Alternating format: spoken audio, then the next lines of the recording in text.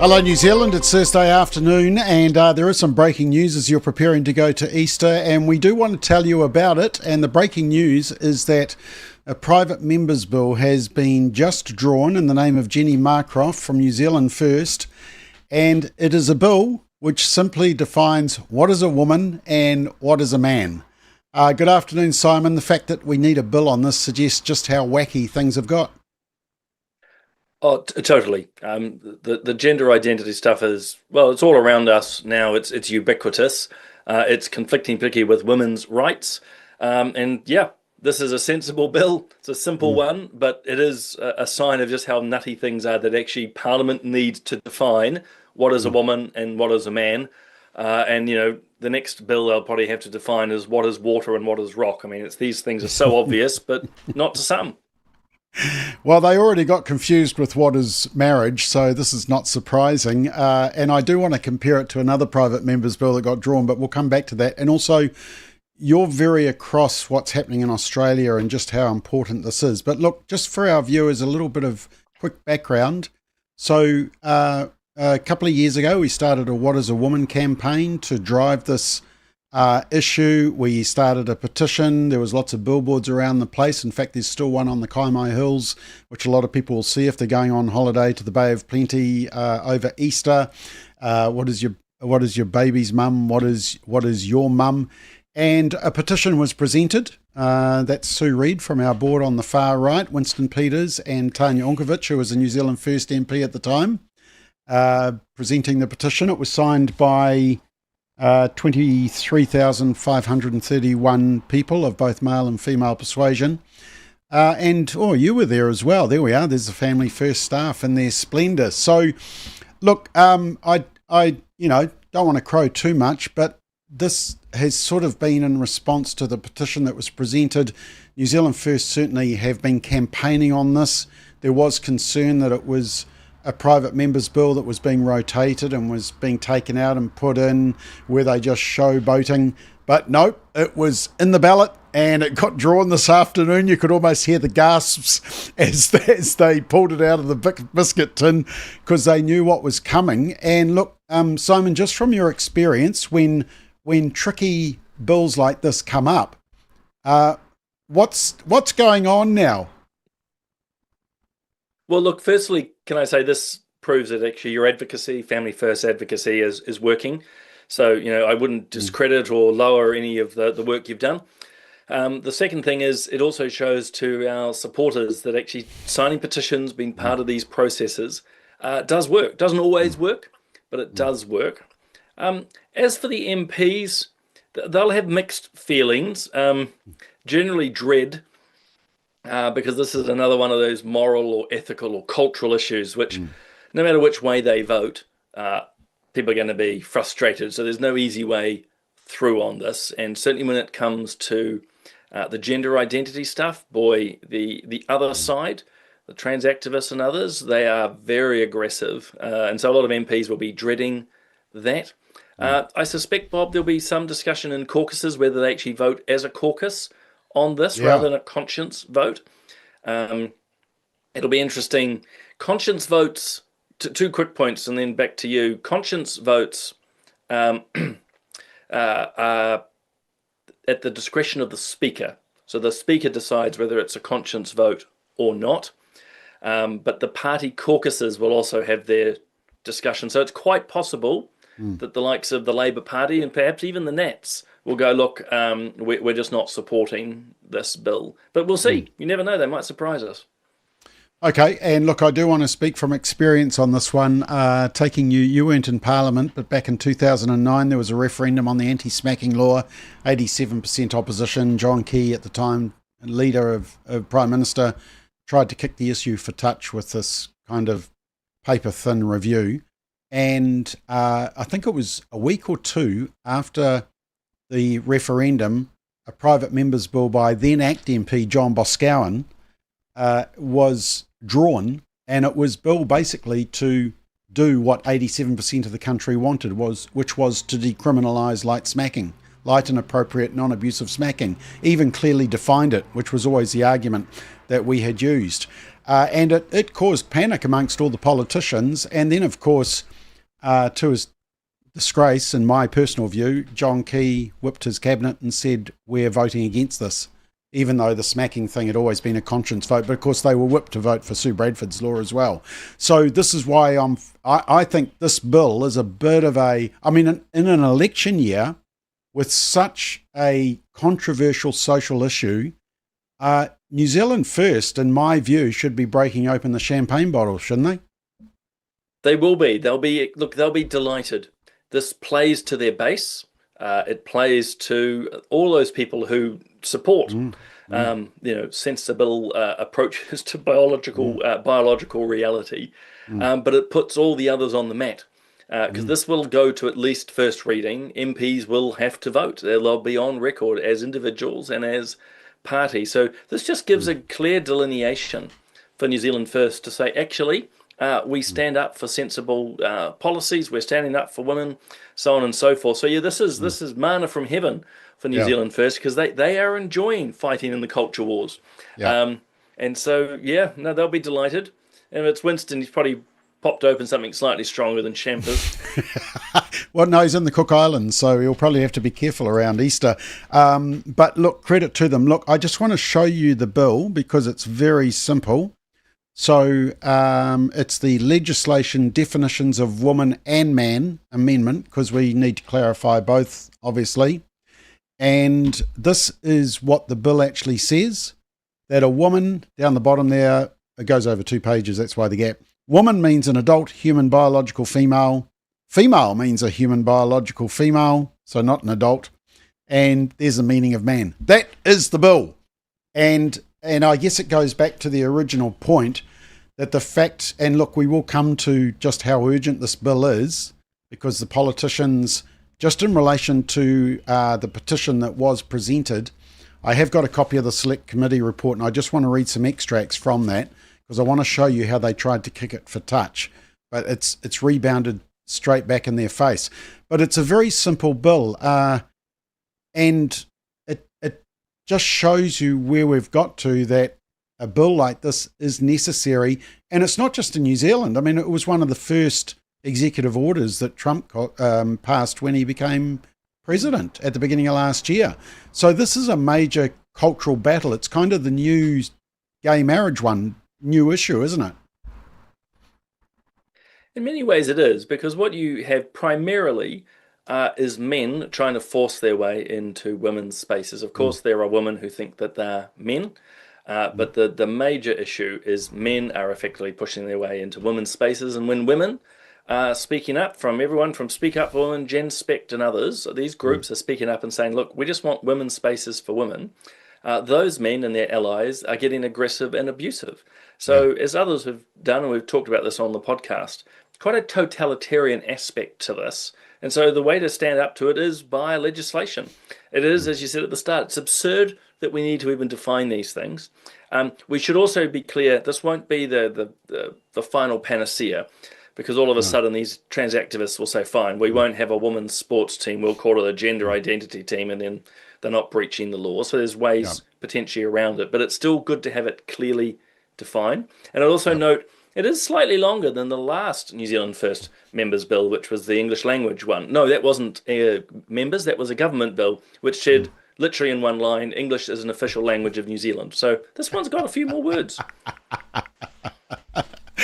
Okay, and look, a shout out to also Roe Edge at Save Women's Sports Australasia, who has been doing sterling work in this. There was some texts flurrying around between the likes of Annie O'Brien as well, and also Roe Edge. Very excited about this development, because as you say, it's going to force the issue onto the agenda, and we are going to see whether politicians are driven by ideology and fear of the media and fear of the activists, or whether they're going to go down the track of biology and truth. And look, my deep desire are they going to protect their sons and daughters? Correct. That's just to jump in. I'm sorry to break across to you. The test is, are they going to stand up for their sons and daughters, particularly their daughters? That's the test in my mind. because those are the ones who get harmed.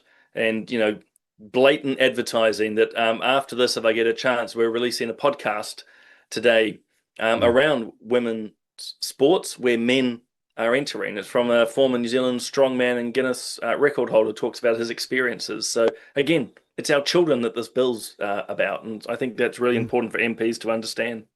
Okay, and while you're advertising your family matters, there's also a Counterculture latest episode aimed at Gen Z and younger millennials, and their topic is feminism. So this is the discussion that is going on because we've lost sight of the basic truth that we are created male and female. That's how wacky our culture has got, because they've rejected basically anything to do with scriptural truth, to do with religion, which is ironic as we head into the holy weekend of Easter and Good Friday tomorrow. So look, I did want to look at the response. So we presented the petition, right? And obviously Winston Peters received it, and Tanya Unkovic was part of that when she was with New Zealand First. 23,000 signatures. I just got out the Select Committee report that was given, that was published, and this was published, I think it was the end of last year. So we did wait about a year for them to respond. But they said, we believe the resources required to fulfill the petitioner's requests, which is basically a bill like this, would create, we should just do direct investment in areas like in health, education and employment. Well, education is a classic case of where this confusion is causing problems because of, for example, school sports and changing rooms and camps and gender ideology in classrooms. But this is the key bit. They say the Law Commission is currently undertaking a review which includes consideration of matters raised by the petitioner, such as single-sex spaces and sports. They then say, in addition to the Law Commission's review, there is policy work underway, and they talk about sport and recreation. Well, we know that sport and recreation is still a big issue. We can tell that because even though the Olympics have figured out what is a male and a female now, the New Zealand, it hasn't filtered down to local sport level, community sport and school sports as well. But just before you comment on this, Simon, I just want to, so basically the Select Committee kicked it for touch and said, the Law Commission will sort this all out. Okay? Hold your popcorn. Well, the popcorn's been released and the Law Commission put out the report at the end of last year. Let me just show you a couple of excerpts. They said that they are concerned about just saying that only women can get pregnant. And the third lot of orange down there, although most people who become pregnant and give birth are women, not all are. Okay, there's excerpt one. This is the report that the Select Committee are saying will solve all the problems. They said, our review proceeds on the assumption that gender identity is not simply a belief or ideology. It's deeply felt, deeply held, deeply embedded. They also say, we do not accept that sex has one objective meaning across all contexts. Our research of the Law Commission indicates that sex is a functional term that is used in different ways depending on the relevant context and the purpose for which the term is being used. Okay, and one more, just to raise your blood pressure to boiling point. They basically said that male and female gendered pronouns, him or her, his or her, he or she, we have considered whether it would be desirable to replace gendered pronouns in the Human Rights Act with gender-neutral language. So the Select Committee kicked our petition for touch, saying that the Law Commission would solve all these problems, and what the Law Commission did was actually drive even further down a radical path. Which was sadly no surprise on both levels. I'm not surprised the Select Committee kicked it for touch. Again, the MPs don't really like this stuff because, as I said at the start, it exposes them personally and they've got to make a decision. And no matter what they do, there's going to be a lot of people who don't like them. But the Law Commission, from the day it put out its brief of what they were going to look into, right through to the report there on screen, as soon as we picked it up and started reading it, it's like they've clearly picked a camp. And that's those who are for gender ideology, because that's just how everything is is framed. I mean, the idea that there's different understandings of sex is crazy. Beyond, obviously, there's the gendered. God, I'm using that language now. Um, Sex is in the action, and then your Yeah. biological sex. But those are two very simple definitions. But it's all just ridiculous. But again, it all just comes back to, and the Law Commission's back in this, primarily letting men into women's spaces. That's where the real threat and danger and problems are. And you know what? It doesn't even need, because often the activists will scream, well, where's all the evidence of people being attacked by trans women in women's bathrooms? It's like, it doesn't have to be physical. Women just don't want them in there, period. Well, I did want to ask you about that because you are and have interviewed as part of Family Matters a number of people that have been affected. We've had them as speakers. So just, quickly tell us what have been the implications where there is this confusion for the likes of Sal Grover and also Kirralie Smith. Yeah, well, just really quick context. So Sal Grover, a young Australian woman who has an app for women. And so the idea was women just to come onto this app and share about their lives and talk. But a guy who thinks he's a woman decided that he should be allowed on, and she said, no, this is just for women. He's gone on to beat her in court several times now because the law in Australia is absurd. It prioritizes gender over sex. And you can thank Julia Gillard, the Prime Minister, former Prime Minister, for that. A woman. So actually, just to riff on that, there's a lot of good psychological research about why the Julia Gillards do what they do and why other women are advocating for trans women. We won't go into that today, but it's it's good research. Sound like the Law Commission, our research, but no, it's good research. But the absurdity, once Julia Gillard put sex and gender into their Sex Discrimination Act, you had two competing realities. One, sex, biological reality. Two, I believe I am something. And the courts have sided on the gender side. So Sal doesn't get to use her app for women's only. She has been forced at this point to accept a man, a rather aggressive man. And Kirralie's somewhat the same.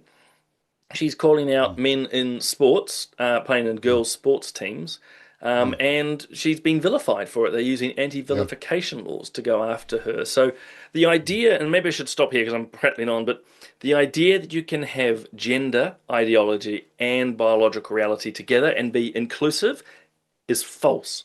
Just demonstrably false. One will always trump the other. And what we're seeing is that gender trumps biological reality in the likes of Australia, New Zealand, and elsewhere. And we're aware of situations of where biological men have been put in female prisons, and often they are sex offenders as well. Horrific cases.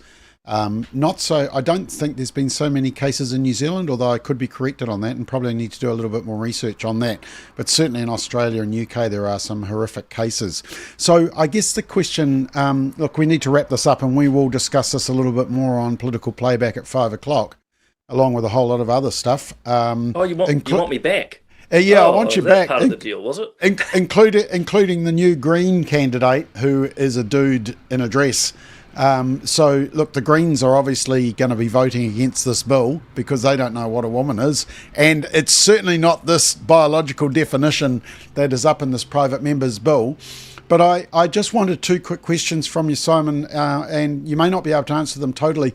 Firstly, can you guarantee that we're going to get a first reading of this bill before the election? Because I desperately want to know, for our Value Your Vote pamphlet, which will come out before the election, where the politicians stand on this. I want to know which politicians understand biology and truth and aren't kowtowing to radical ideology. I desperately want to know that because I wouldn't go anywhere near those politicians if they don't vote for this bill, whether they think it's beneficial or not. I mean, some of them just voted for an Easter bill yesterday because they said, we have to eat food when we booze.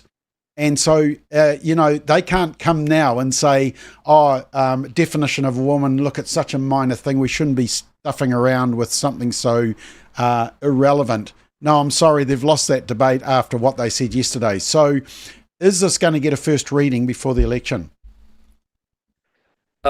Probably, but I can't guarantee it. I mean, obviously, I'm not in control. I haven't sat back and done the calculations yet. So it really comes down to how many members' days are left before the Parliament rises. And of course, the Parliament rises early this year because of the election. So my sense at this point, without having looked at what they call the order paper, is that they will get to it. But there's a small chance that actually the MPs that are worried will go, oh gosh, let's drag out the debates and discussions on other bills. But they should get to it, is the short answer. They should get to it, but that will only get to first reading. It'll then go to a select committee if it passes. So you won't see this move into law before the election. No, I just want to see the vote on the first reading, because that'll be enough. I mean, they can say, oh, look, I want the debate, I want it to go to select committee. I just want to see, are they willing to stand up for the definition of a woman? Do they understand biology? I mean, the fact that it's been drawn means that usually when they do the ballots out of the biscuit tin, they do it on the basis that they think they're going to need more bills because of the private members' day on every second Wednesday or whatever it is, eh? Sort of. I think you have to have 12 members' bill on what they call the order paper, on the menu. Okay. So if they're always refreshing it. Where the complication kicks in is anything that's due first reading is given priority, except for something which needs its second reading or third reading. So I'll need to go and have a look away and see how many other members' bills are at second or third reading. Otherwise, it will get there quite swiftly. So it's just like everything, just needs a little bit more research. But being breaking news, we're responding to this very early, promptly. Okay. And you did touch on this. I mean, I can almost predict Greens are going to vote against it. New Zealand First will vote for it. I'm fascinated to know what the ACT Party will do. But here's my question. Will Luxon whip his caucus to vote against this bill because he just does not want this type of moral debate? I think there would be a temptation. I think they'll be pondering that. There will be the angle of, look, guys, and this would have been from other leaders too, so it's not particular to him. We don't need to be fighting in this cultural war. This is Winston's battle. But the corollary, or the flip side, is actually national. They're struggling with social conservatives. They're struggling with women who, are calling for sensible policies. And so if national whips the vote, then they isolate a whole lot of voters. So thinking again off the top of my head, it would probably be better that they allow the national MPs to vote the way they want. So there'll be some who are voting for it, some against, and you keep, if you will, slightly wider assembly of people happy. Okay, and we might have to withdraw our statement that New Zealand First is just using the private members' bill as a lottery just to get issues raised up. I mean, this was clearly in the ballot, and it's been drawn. Hallelujah. So let the debate begin. So there we go. All right. Anything you want to add? We'll come back at 5 o'clock for political playback and we'll touch on this again. But any other nuanced look at this that we haven't thought of just now? No, I don't think there's anything else that's on the top of my mind. I'll just give it a few more hours. But I think I just want to return to the earlier point. This shows that the work and advocacy of Family First is effective. It also shows to people signing petitions, getting involved, lobbying MPs does work. Of course, there's a long way to go for it to become law. But from that moment there, a petition has now created a bill, which is now going to be actually debated in Parliament. And I think that's something to acknowledge and actually celebrate. All right. Thank you for that. And thank you to everyone who is watching right now and who watch this shortly. And we will be back at 5 o'clock for political playback to analyse this further. Until then, see you.